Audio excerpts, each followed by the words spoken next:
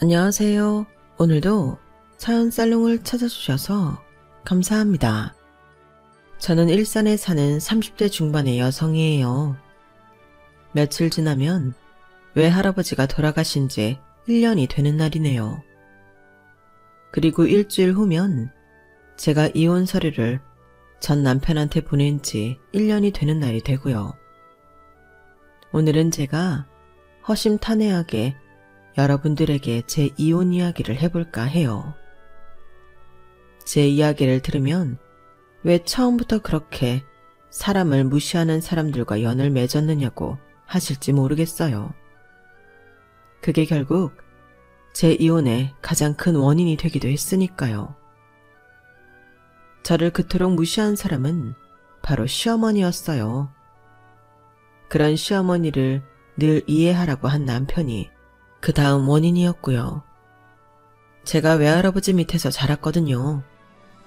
엄마와 아빠는 양가가 반대하는 결혼을 했고 저를 낳고도 몇 년간 양쪽 집안에 외면을 당하셨대요. 두 분이 외롭게 살다가 결국은 크게 싸우고 헤어지셨고요. 그러고 얼마 안 돼서 엄마는 돌아가시고 저는 외갓집에 가게 됐는데요. 아빠가 데리고 오고 싶었지만 친가 할머니가 너무 심하게 반대했고 또 그 즈음에 아빠가 재혼을 준비 중이었대요. 이런저런 일이 겹쳐서 저는 외가에서 자라게 된 거죠. 외가에서는 제가 외롭거나 부모 없이 천덕꾸러기로 자란다는 느낌이 들지 않게 정말 잘해주셨어요. 제가 초등학교 6학년 때 돌아가신 외할머니는 늘 제 머리를 매만져 주시며 따뜻하게 바라보셨는데 그 기억이 정말 선명해요. 양계장과 과일농장을 함께 운영하고 계셨던 외할아버지는 제가 기죽을까봐 동네 젊은 부모들한테 요즘 애들 뭐 사줘야 되는지 물어보시기까지 하셨대요. 이건 나중에 제가 다 크고 나서 들은 이야기지만요. 그래서 저는 한 번도 유행이 뒤처지지 않게 없는 게 없이 다 갖추고 학교를 다녔어요. 활발하고 친구들과도 잘 어울렸고요. 그래도 친구들이 부모님과 함께 있는 모습을 보면 저도 모르게 위축이 된 건 사실이었어요. 부럽고 그 순간만큼은 세상에서 제일 외로운 사람이 된 것 같았죠. 그런 생각을 외할아버지한테 들키지 않으려고 애썼고요. 아빠와 다시 만나게 된 건 대학에 들어가고 나서부터였어요. 더 일찍 저를 만나고 싶었지만 여건이 허락하지 않았다고 해요. 뭐 지금 가족들 눈치도 보였겠고 외할아버지한테 할 말도 없었을 거예요. 실제로도 그렇다고 하시더라고요. 아무튼 제가 다 커서 만나게 되니 주변에서도 별다른 말이 나오지 않은 것 같아요. 아빠 가족들도 이해해줬고요. 저는 대학을 졸업하고 바로 금융기관에 취직을 했어요. 제 소원이 얼른 돈 벌어서 제 돈으로 외할아버지한테 효도하는 거였거든요. 저를 위해 뭐든 해주시는 외할아버지였으니까요. 그래서 취직하고 맨 처음 했던 게 외할아버지 여행 보내드리는 거였어요. 친한 친구분들과 함께요. 제주도 2박 3일 여행이었고 호텔비는 카드로 할부한 거라서 큰 부담이 없었는데 제가 용돈도 다 드리고 호텔도 좋은데 예약했더니 외할아버지 친구분들이 손녀 대단하다고 난리도 아니었대요. 외할아버지가 저한테 해주신 거에 비하면 정말 아무것도 아닌데 말이죠. 그 다음에는 동남아 여행도 보내드렸고 중국 여행도 보내드렸죠. 중국은 제 휴가와 외할아버지 쉬는 때가 맞아서 저와 외할아버지가 같이 갔어요. 그 여행이 제가 성인이 돼서 외할아버지와 함께한 처음이자 마지막 해외여행이 되었고요. 그렇게 4년 동안 열심히 일하며 외할아버지와도 잘 지내던 저는 남편을 만나게 되었어요. 남편은 저희 회사 거래처의 팀장이었는데 어떻게 저를 잘 봤는지 몇 번 식사를 같이 하자고 하더라고요. 처음에는 가벼운 만남으로 시작했는데 남편이 진지하게 고백하더라고요. 진수영 씨, 저랑 사귈래요? 저 시간 많이 남아 돌아서 수영 씨 만나는 거 아니거든요. 처음 봤을 때부터 마음이 있었어요. 근데 제가 별로라면, 아니면 다른 사람 사귀고 있는 거라면 저 그만두려고요. 사귀는 사람은 없고요.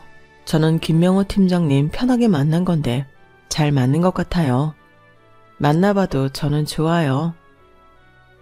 그러자 남편은 정말 아이처럼 좋아했고 저희는 그렇게 1년 좀 넘게 사귀다가 결혼 이야기가 오가게 되었어요. 어떻게 보면 자연스러운 수순이었죠. 저는 제 가정사 때문에 좀 망설였는데 오히려 남편이 그런 거는 아무것도 아니라며 신경 쓰지 말라고 하더라고요. 결혼 전에 아빠와도 따로 만났었는데 나중에 제가 이혼한 후 아빠는 속상해하며 이렇게 말씀하셨어요. 너 그렇게 힘들게 살면서 왜 한마디도 말 안 했어? 너랑 같이 못 살았어도 아빠는 아빠잖아. 어디 그딴 시어머니가 다 있냐? 요즘 세상에. 못돼 처먹었다는 말이 진짜 딱 어울리는 것들이야. 아빠가 알면 외할아버지도 알게 될 텐데 그러면 외할아버지가 어땠을 것 같아? 난 그래도 시어머니 짤이 사납게 생겼다고 걱정하셨잖아. 에휴, 내가 적극적으로 말렸어야 됐는데 애비 노릇 못한 죄로 나서지 않은 게 더 큰 죄 같다. 그런 말 마. 이제 다 지나간 일이고 나 이제 이렇게 아빠랑 같이 지낼 수 있는 것만으로도 정말 좋거든.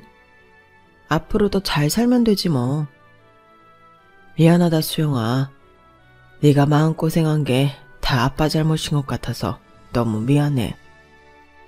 아니야. 그 사람들이 이상한 사람들인 거야. 아빠가 그랬잖아. 못돼 처먹었다고. 그런 인간들이라서 그래. 아빠 잘못 아니야. 저는 이혼 후 아빠 집하고 가까운 곳으로 이사를 해서 살고 있어요. 솔직히 아빠에 대한 원망이 아주 없다고 할 수는 없었는데요. 아빠와 전보다 더 자주 만나 이야기를 나누며 아빠도 힘들었던 것을 이해할 수 있게 됐네요. 또 어쩌다 보니 아빠 가족분들하고도 가끔 만나게 됐는데 그분들이 평생 저와 엄마에 대한 미안함을 갖고 있었고 저를 한시도 잊지 않았다고 하더라고요. 그런 말들을 들으니 제 마음이 풀린 것도 있어요. 아빠와 가까운 곳에서 지내며 든 생각은 다 자라고 나서는 외할아버지와 더 가깝게 지내지 못했다는 게 마음이 아프더라고요. 제가 대학을 졸업하고 외할아버지한테 가서 그쪽에서 취직해서 살겠다고 한 적이 있었거든요. 그때 외할아버지가 크게 반대하셨어요. 제가 하는 건 무조건 지지해 주시던 외할아버지가 유일하게 안 된다고 하신 거였죠. 그래서 그럼 같이 서울에서 살자고 했었네요. 할아버지, 그럼 나랑 같이 서울 가자. 나 할아버지랑 너무 오래 떨어져 있었던 것 같아. 인서가, 그런 말 마. 그럼 이 닭들하고 과일은 다 어쩌고. 다른 분들이 하시면 되지. 말하자면 할아버지는 사장이나 다름없잖아. 이놈아, 사장이 회사 비우면 그 회사는 끝이야. 그런 말 말고 젊은 사람 일자리 많은 데에 가서 네 능력 펼치고 살아. 수영이 너는 농장 일에는 소질이 없잖냐. 그게 딱 네 엄마 닮았단 말이지. 사람은 자기 타고난 걸 개발하며 살아야 행복한 거야. 할아버지가 네 엄마한테 그걸 못해준 것 같아 너무 후회되고 속상한데 하나뿐인 외손녀한테까지 그러라고? 할아버지 계속 일만 하면 건강은 어쩌고. 나도 할아버지 걱정돼서 그러는 거야. 할아버지 끄떡없다. 20년 30년도 일할 수 있어. 너 휴가 때 만나러 오면 되잖냐. 그러니 할아버지 걱정 말고 마음 편히 하고 싶은 거 해. 그나마 제가 외할아버지 여행 보내드리고 같이 여행도 다녔으니 마음에 맺힌 게 덜한 것 같아요. 그마저도 안 했다면 저는 정말 평생을 외할아버지한테 미안해하며 살았을 것 같거든요. 물론 미안한 마음도 여전히 있지만 감사한 마음이 더 크게 남아있어요. 외할아버지는 전 남편과 결혼한다고 인사를 갔을 때도 정말 활짝 웃으며 맞아주셨어요.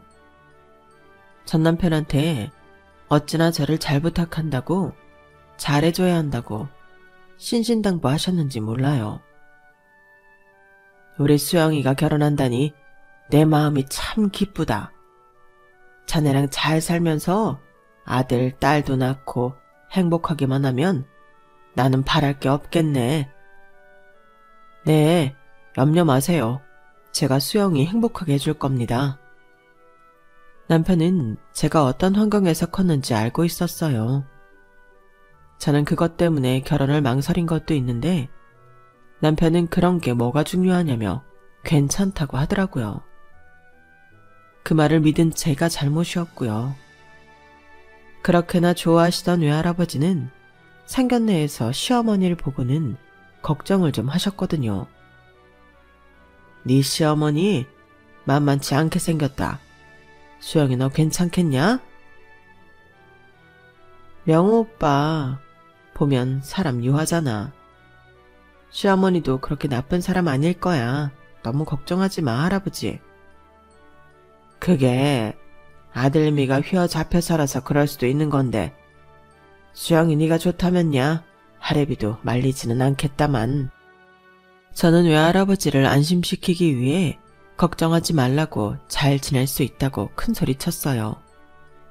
저라고 마음이 완전히 편한 것만은 아니었는데 생각해보면 제 가정 환경 때문에 위축이 되었던 것 같아요. 누가 됐든 저 좋다고 결혼하자고 하면 그 사람이 어떻든 그 사람 부모가 어떻든 제가 감수해야 한다고 생각했던 거죠. 제가 그만큼 꿀리고 들어간다 싶었네요. 시어머니가 저를 차갑게 대하는 건 알고 있었지만 남편이 걱정하지 말라며 외할아버지 밑에서 커서도 이렇게 좋은 직장에 다니는 걸 더 대단하게 생각할 거라고 했던 말을 믿고 싶었어요. 나중에 알고 보니 남편은 시어머니가 극렬하게 반대하는 걸 엄청 설득했더라고요. 시어머니가 굉장히 자존심이 세고 뭐든 자기 뜻대로 해야 되는 사람인데 아들이 저랑 결혼 안 하면 연락 끊고 살겠다는 말에 아마 자신이 졌다는 기분이 들었나 봐요. 결혼하고 나서 시어머니는 노골적으로 저를 싫어하는 티를 냈거든요. 내가 정말이지 우리 그 양반 명호 고등학생 때 돌아가셔서 며느리만큼은 부모 다 온전히 있는 애로 얻고 싶었거든. 근데 너 때문에 내 바람이 아주 산산조각이 났어. 네가 어떻게 명호를 흘렸는지 모르겠지만 나는 어림없다. 시어머니는 결혼 전에도 제가 신혼집까지 책임져야 한다고 외할아버지한테 돈으로 압박을 했었어요. 마치 그 정도는 해줄 수 있는 집이어야 결혼시킬 수 있다는 식으로요. 그때 제가 나섰죠. 어머니, 신혼집은 제가 모은 돈으로 해결할 수 있어요. 제 직장이 대출도 잘 돼서 대출 조금만 더 받으면 되고요. 저랑 오빠랑 결혼은 저희 힘으로 하기로 했으니 그런 말씀은 안 하셔도 될 것 같아요. 어머니도 저희 결혼에 금전적으로 보태기 어렵다고 하셨다면서요. 그래서 저희가 그렇게 결정했어요. 너무 걱정 마세요. 그때 시어머니가 저를 보는 눈초리가 심상치 않았는데 아마도 제가 더는 돈 얘기를 못하게 막았기 때문이었을 거예요. 그래도 저는 외할아버지가 제 결혼 비용을 고스란히 독박 쓰고 있는 걸 볼 수는 없었네요. 아빠가 돈을 보태주겠다고 했지만 제가 한사코 거절했고요. 네 시어머니 보니 너를 마치 고아인 것처럼 대하는구나. 나 참 멀쩡하게 내가 있는데도 그런데 결혼해서 너 괜찮겠냐? 자기도 남편이 일찍 갔는데 남의 집 자식한테 이러는 거 보니 인성이 의심스럽다. 나 그 정도는 각오하고 있었어. 어떤 집 사람을 만나도 그럴 수 있을 것 같아. 그렇게 말하니 아빠가 또 미안하구나. 어쩔 수 없는 일인데 미안하다고 하지 마. 아빠도 사정이 있었잖아. 아무튼 그래도 너네 결혼을 반대는 못하는 거 보면 김서방이 너랑 결혼하겠다는 뜻이 확고한 것 같구나. 아무튼 나는 너 마음고생할까봐 그게 걱정이다. 나한테 주어진 숙제니까 어쩔 수 없지. 걱정하지 마. 그래, 아빠가 네 결혼 안 된다고 반대할 입장도 못 되고 이래저래 답답하기만 하구나. 너무 걱정하지 마. 시간이 지나면 다 괜찮아질 거야. 사람이 친해지고 정도 들면 또 변하는 거니까. 제가 결혼은 무조건 저와 남편이 모은 돈으로만 할 거라고 했음에도 외할아버지는 제 이름으로 된 통장을 주셨고 아빠도 제 앞으로 들어놓은 적금을 찾아서 주셨어요.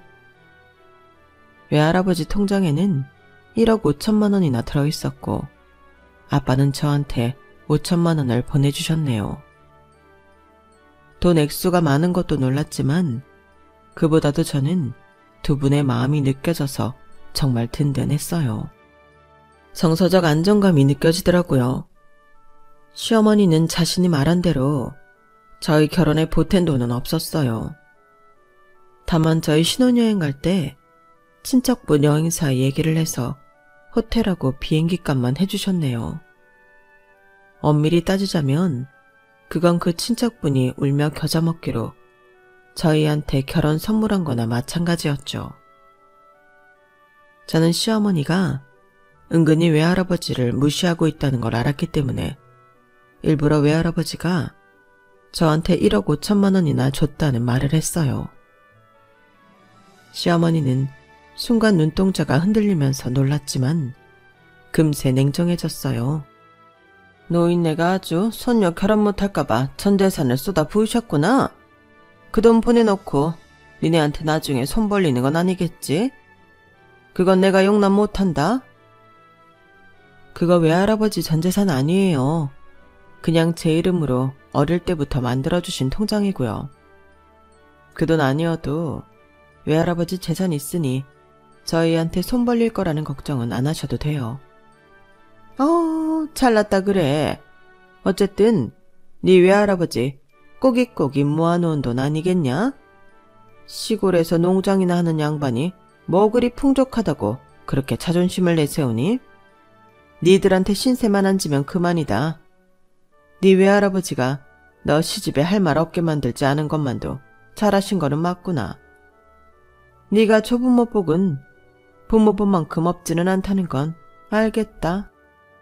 네, 이렇게 소녀 대학까지 보내고 누구나 부러워하는 직장까지 갈 수 있게 하는 외할아버지가 우리나라에 몇이나 있겠어요. 저 외할아버지 복 많은 거예요. 외할아버지 덕분에 저희 신혼생활에 비자금 생긴 거니 명호 오빠도 제 덕보고 살 거예요. 자꾸 외할아버지를 깎아내리는 게 속상해서 끝까지 할 말을 했더니 시어머니는 저를 무섭게 노려보기만 할 뿐 더 이상 아무 말도 하지 않았어요.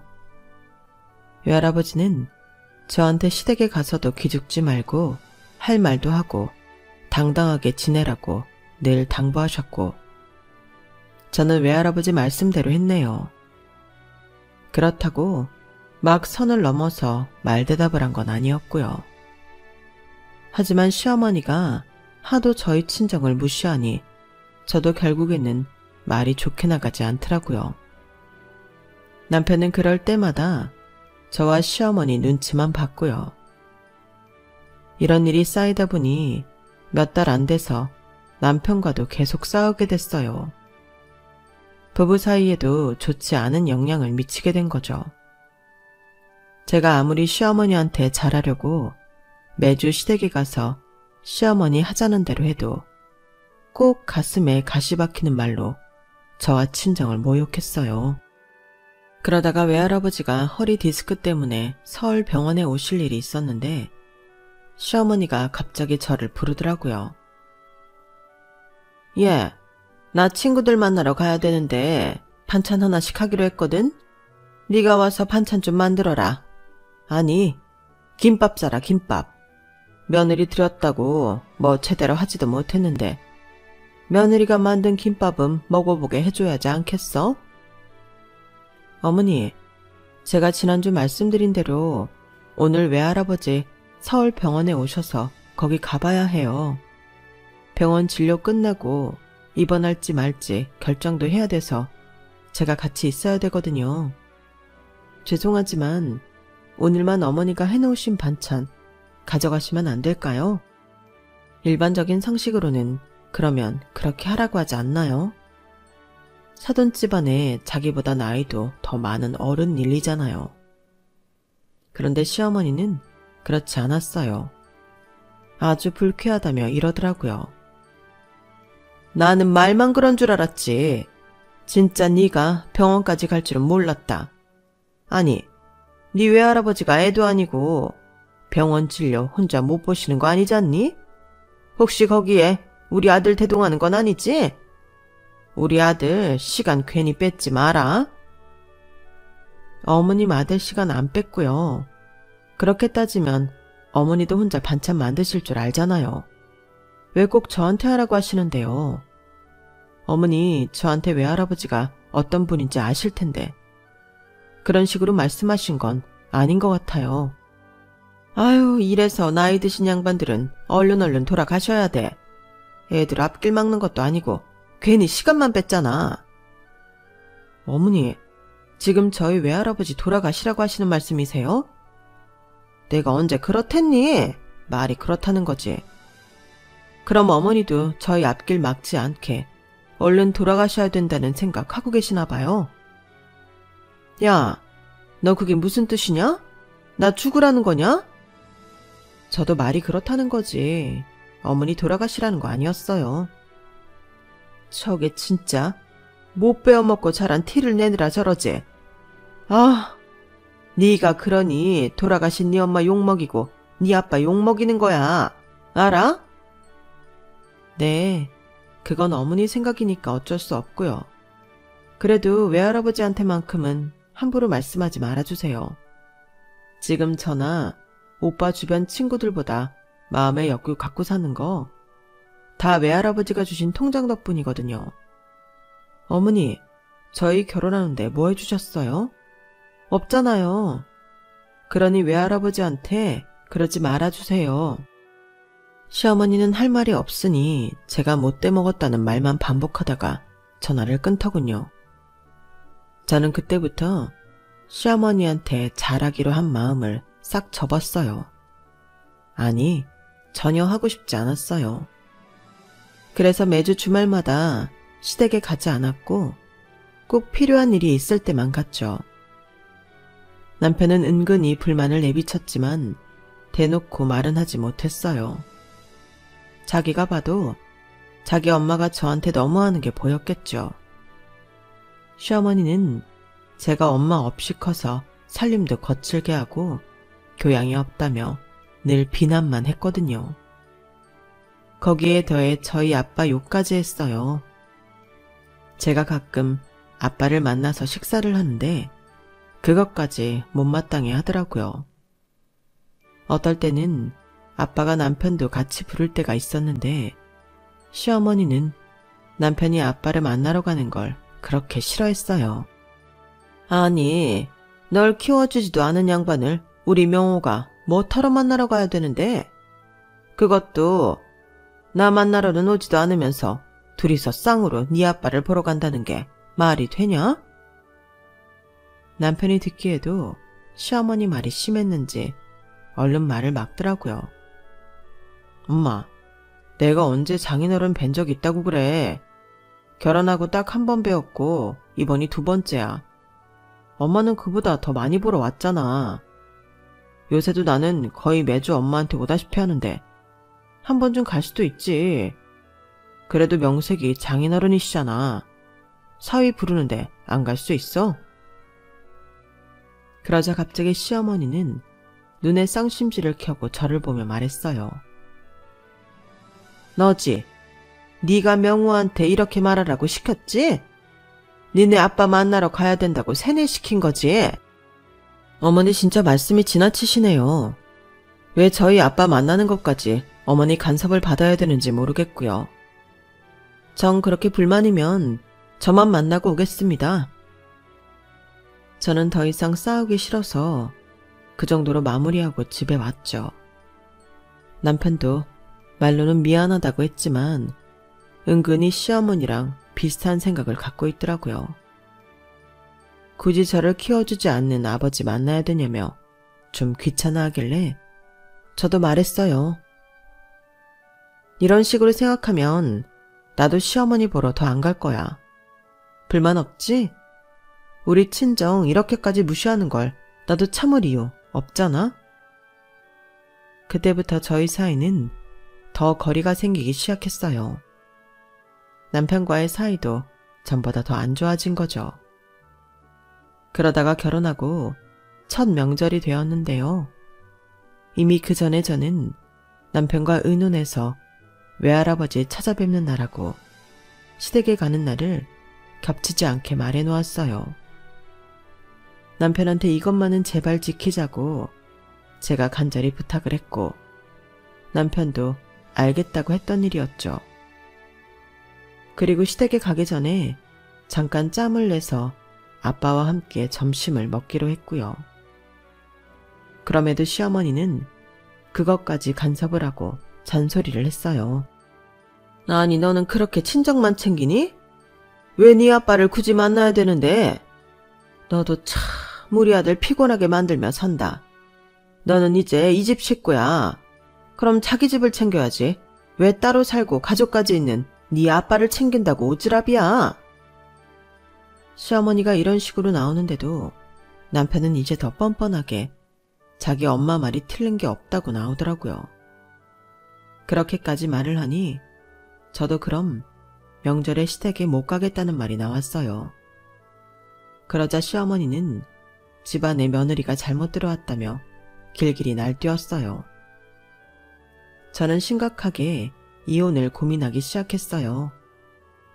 그게 명절 되기 두어 달 전 일이었네요. 명절이 코앞이었던 것도 아니고 그렇게 한참 전부터 난리였으니 제 스트레스가 이만저만이 아니었어요. 제가 너무 힘들어서 회사에서 야근까지 하고도 집에 들어갈 생각이 나지 않던 날이 있었어요. 남편 꼴을 보면 더 화가 나고 열불이 터지니 집에 가기가 싫더라고요. 그런데 느닷없이 외할아버지한테서 전화가 왔던 거였어요. 우리 손녀 잘 있나? 어째 하루비 꿈에 자꾸 우리 소영이가 보이노? 별일 없이 지내는 거 맞아? 나 잘 지내니까 꿈에 나오나 보네. 나 지금도 회사 끝나고 집에 가는 중이야. 할아버지는? 요즘 허리는 괜찮고? 안 아파? 할아버지야 늘 고마운고만 하지. 우리 강아지 잘 지내나 그게 제일 걱정이지. 에이 뭐 그런 걱정을 해. 괜찮아 할아버지. 나 이번 주말에 내려갈게. 됐다. 오긴 뭘 오냐? 모처럼 쉬는 날인데 푹 쉬고 놀아야지. 저는 외할아버지의 마음 씀씀이에 눈시울이 붉어졌고 우는 티를 내지 않느라 얼마나 애를 썼는지 몰라요. 역시 저를 생각해주는 건 외할아버지밖에 없다는 생각도 들었고요. 그런데 그런 외할아버지가 명절을 앞두고 갑자기 돌아가셨어요. 여느 때나 다름없이 새벽에 일어나셔서 농장에 나가셨는데 갑자기 쓰러졌다는 거였어요. 뇌출혈이었고 사람들이 발견하기까지 늦어져서 외할아버지는 응급실에 옮겨지고 바로 사망 선고를 받으셨다고 해요. 너무나 허망하게 돌아가신 거죠. 제가 그 연락을 받은 게 막 시댁에서 저를 불러서 가는 도중이었어요. 시어머니가 명절 때 쓸 그릇을 새로 사달라고 하더라고요. 새 식구가 생겼는데 그릇들이 너무 낡고 개수가 부족하다나요? 그래서 시어머니가 원하는 브랜드로 백화점에서 사서 가져가고 있었죠. 저는 전화를 받자마자 바로 차를 돌려서 지방으로 내려가며 시어머니한테 연락을 했어요. 외할아버지가 돌아가셔서 가봐야 한다고요. 그러면 당연히 얼른 가라고 하고 자기도 따라오겠다고 할 거라 생각했어요. 그래도 집안 어른이 돌아가신 거잖아요. 그런데 시어머니는 정말 너무도 상식 밖의 말을 했어요.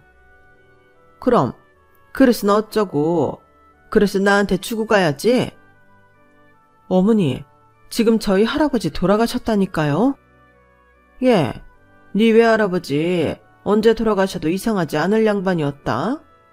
나이는 90 다 돼가서 마음의 준비는 하고 있었던 거 아니냐?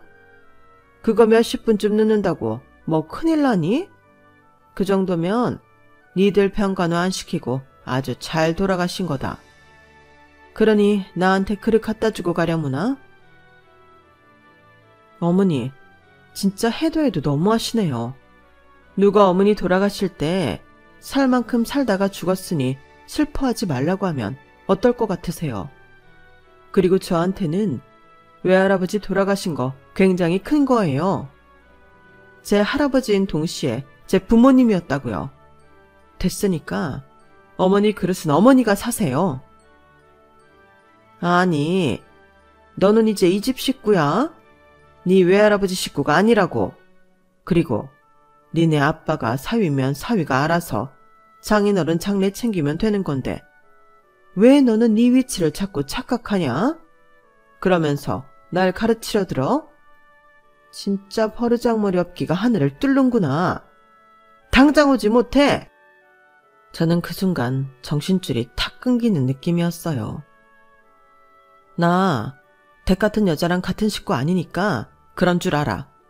줏대 없고 댁 눈치나 보는 댁의 아들하고도 안 살 거니까 그렇게 알아. 그렇게 소리를 지르고 전화를 끊고는 남편한테도 연락했어요. 나 너랑 이혼할 거야. 그러니까 그런 줄 알아. 더는 비상식적인 네 엄마 상대 못하겠다.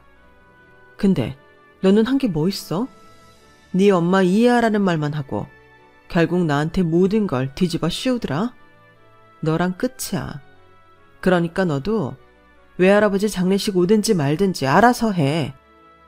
저는 전화를 끊고는 차 안에서 엉엉 통곡을 하며 병원 장례식장으로 갔어요. 아빠는 이미 와서 외할아버지 농장 직원분들하고 빈소를 차려놓고 계셨고요.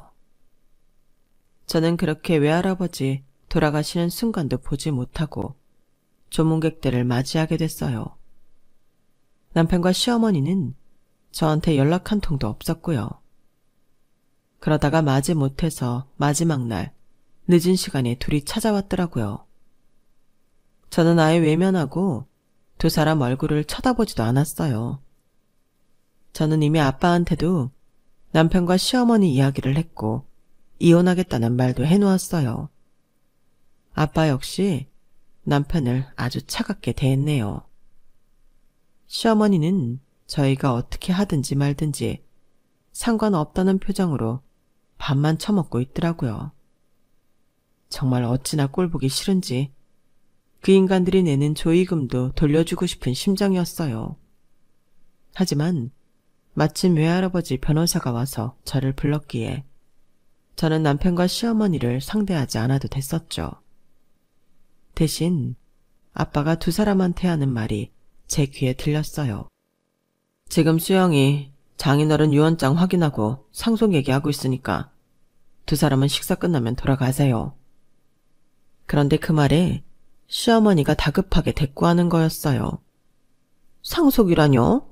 뭐 받을 게 있는 거예요? 그 짜끄만한 시골 땅에서 뭐 나올 게 있답니까? 소영이 외할아버지 양계장하고 과일 농장 하시는 거 아니었어요? 그럼 거기 물려받는 건가요? 남편까지 궁금해하는 걸 보니 이 인간들이 왜 저러나 싶은 생각이 들더군요. 그러자 아빠가 말씀하셨어요. 장인어른 양계장하고 과일농장? 그거 농업법인회사야. 자네 그건 몰랐나 보군. 사부인께서도 뭘 잘못 알고 계시고요. 저는 듣다 못해 변호사에게 양해를 구한 후 두 사람이 있는 자리로 왔어요. 됐어요, 아빠. 상대하지 마. 어머니는 끝까지 저희 외할아버지를 모욕하시네요. 시골에 있으면 다 못 살고 가난한가요? 장례식장에까지 와서 이런 식으로 말씀하시다뇨. 저 회사 처분하면 20억은 제가 받아요. 게다가 외할아버지 아파트랑 땅도 있고요. 이걸 다 저한테 물려주시겠다고 하셨다네요. 저는 외할아버지가 생전에 그런 유언장 남기신 줄도 몰랐어요. 아빠는 이미 알고 계셨다고 하네요. 아빠가 저한테 바로 물려주는 걸 동의하셨대요. 이제 궁금한 거 풀리셨으면 그만 일어나세요. 저 우리 외할아버지 이런 식으로 끝까지 무시하는 사람들 조문 받고 싶지 않아요. 외할아버지도 반기지 않으실걸요? 이제 좀 가주시죠. 분위기 흐리지 말고. 그런데 그 말에 더 태도를 확 바꾼 건 시어머니보다 남편이더군요. 소영아, 니네 외할아버지 이렇게 대단하신 분이었어? 그런 말을 왜 진작에 안 했어? 네가 그 재산을 다 받는다니 나까지 갑자기 든든해진다. 야, 김명호, 네가 왜 든든한데? 내 상속인데 왜 네가 든든하냐고. 너 잊었나 본데 내가 이혼한다 그랬잖아. 너 그때 아무 말도 안 하지 않았어? 나한테 문자 한 통도 없다가 오늘 나타난 거잖아. 그것도 마지 못해서. 아마 이혼할 때 귀책 사유로 들어갈까봐 그런 것 같은데 갑자기 왜 이래? 아니 그게 그런 거 한 번씩 생각해 볼 수 있는 거잖아. 이혼이니 뭐니 하는 거 살다 보면 한 번쯤 다 그런 생각 한다더라. 그렇다고 무슨 진짜 이혼이야. 그건 안 되지. 남편의 말에 옆에서 시어머니도 끼어들었어요. 명호 말이 맞다, 얘. 네가 우리 집 며느리 된 지 얼마나 됐다고 이혼이야. 너 여자가 이혼해서 사는 게 어디 쉬운 줄 아니? 안 그래도 너 외할아버지 손에 자란 것 때문에 눈총 많이 받아. 거기다 돌싱까지라는 딱지까지 붙일래? 너 명호랑 이혼하고 살면 재미없다. 그럼 말도 안 되는 소리 하지 마라. 그러자 아빠가 테이블을 손으로 탕 치면서 큰 소리를 냈어요. 뭐가 어쩌고 저쩌요? 우리 딸이 누구한테 눈총을 받는답니까? 이날 이때까지 댁들 만나기 전에는 이런 취급 받아본 적 없는 애예요. 내가 잘 알아요. 장인어른이 얼마나 귀하게 키우고 구김살 없이 키웠는데. 내가 소영이 친구들 다 만나봐도 소영이 외할아버지랑 살았다고 그걸로 눈치 주는 사람 한 명도 없었습니다. 댁들만 이러지, 댁들만. 댁들 같은 인간하고 사느니 차라리 돌싱 소리 듣는 게 낫습니다. 그리고 요즘 같은 세상에 돌싱이 흠입니까? 아빠의 고함 소리에 장례식장 사람들 시선이 전부 시어머니와 남편한테 쏠렸어요. 두 사람은 어쩔 줄 몰라 하더군요. 이번에는 제가 말했어요. 진짜 마지막까지 흉한 모습 보여주네요. 와, 진짜. 내가 진작에 정 다 떨어졌는데 오늘로써 단 한 방울의 후회도 남지 않게 해주네요. 정말 감사합니다.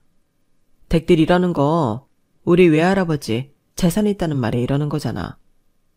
진짜 신물나고 징그러운 인간들이네. 이봐요, 아줌마. 집에 가서 댁 아들 이혼 변호사나 잘 알아보세요. 웬만한 사람 아니면 안 될 테니까. 알겠어요? 아빠도 작정한 듯 한 말씀 더 하셨어요. 보아하니 당신들 우리 딸을 무슨 천의 고 하나 되는 것처럼 취급했던데 멀쩡히 아빠 있고 외할아버지 있는 애한테 무슨 짓입니까? 김서방, 자네는 진짜 한 대 치고 싶지만 내가 장인어른 가시는 길이라 참는 줄이나 알게. 꼴 보기 싫으니 네 어머니 모시고 당장 나가. 그러자 시어머니는 아빠 손을 붙잡고 사정하기 시작했어요. 아우, 사돈어른 왜 이러십니까? 저희 때문에 섭섭한 게 있으시면 푸시면 되잖아요. 제가 부족해서 그랬습니다. 용서하시고 애들 이혼 말려주세요. 아빠는 시어머니 손을 탁 쳐내며 말씀하셨어요. 됐습니다. 이제 와서 그런 말 한들 그게 진심이 아니라는 것 정도는 저도 압니다. 우리 딸도 알고 여기 있는 사람 다 알 겁니다. 당신이 우리 장인어른 재산 노리고 이러는 거. 주변 사람들이 매서운 눈으로 시어머니와 남편을 노려보자 두 사람은 허둥지둥 자리를 떠났어요. 장례를 다 마친 후에 저는 바로 이혼 서류를 남편한테 보냈지만 남편은 끝까지 도장을 못 찍겠다고 버티더군요.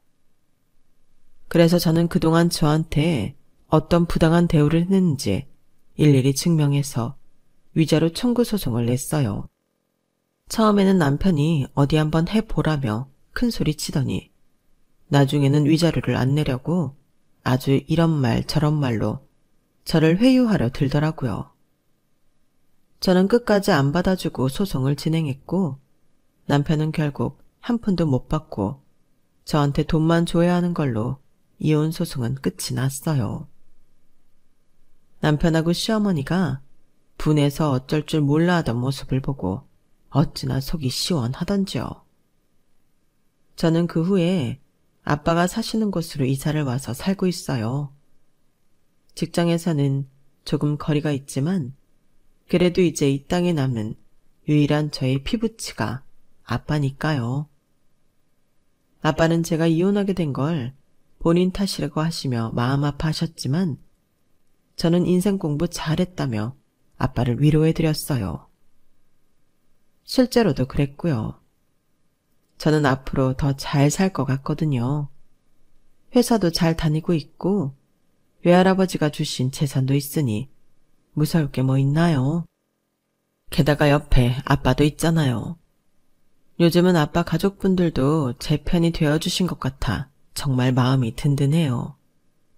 그럼 저 앞으로 더 잘 살라고 응원해 주시길 부탁드리며 제 이야기 마칠게요. 들어주신 분들 모두 감사드려요.